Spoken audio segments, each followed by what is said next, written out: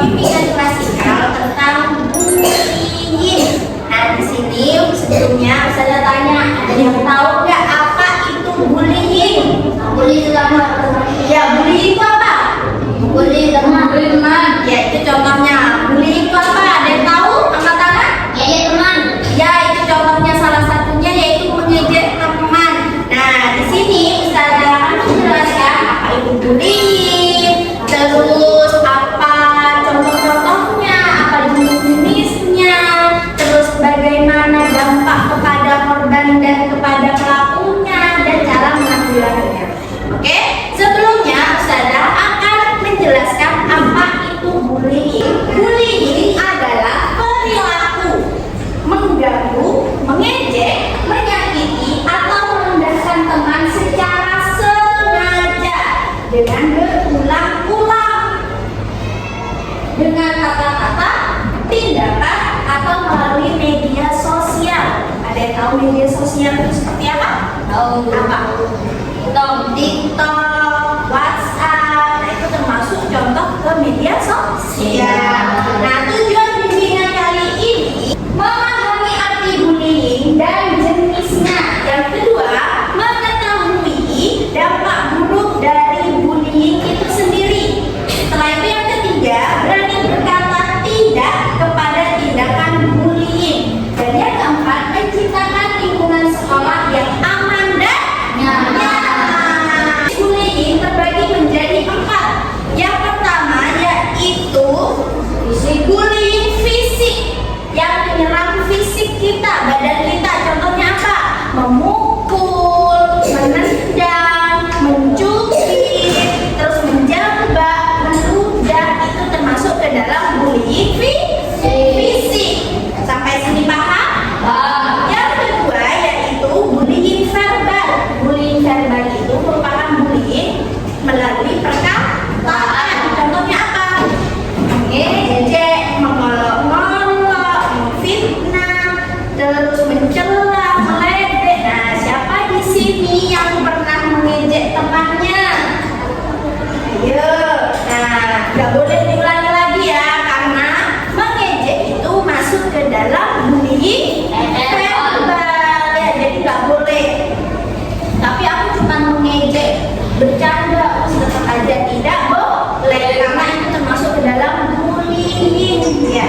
Selanjutnya bullying psikologis atau sosial. Contohnya mencibir, mengucilkan, mendiamkan teman, memandang rendah. Selanjutnya bullying cyber atau media sosial, biasanya mengirim pesan ancaman, meneror, mengucilkan di sosial media. Biasanya terjadi di TikTok, di WhatsApp, di Instagram, di game juga bisa. Nah, itu tidak boleh. Selanjutnya Ustazah akan bahas dampaknya. Nah, itu ada 2 di sini. Jadi dampaknya bukan hanya berlaku untuk korban saja, tapi pelakunya juga mendapatkan dampak. Dampak perilaku bullying bagi pelaku yang pertama yaitu tidak dapat mengembangkan hubungan yang sehat, artinya tidak ada yang mau berteman sama dia. Ya. Terus yang kedua, sulit memahami dan menerima pendapat orang lain atau cara berpikir orang lain. Yang ketiga, tidak memiliki empati atau rasa kasihan kepada orang lain. Jadi pengennya ngebully terus. Itu tidak ada rasa kasihan. Lalu dampak perilaku bullying bagi korban apa? Yang pertama, cenderung merasa takut, depresi, cemas, sedih. Ya. Terus yang kedua, rendahnya self esteem atau harga diri. Terus yang ketiga, prestasi akademik menurun. Maksudnya nilai-nilai tugas, nilai ujian itu menurun.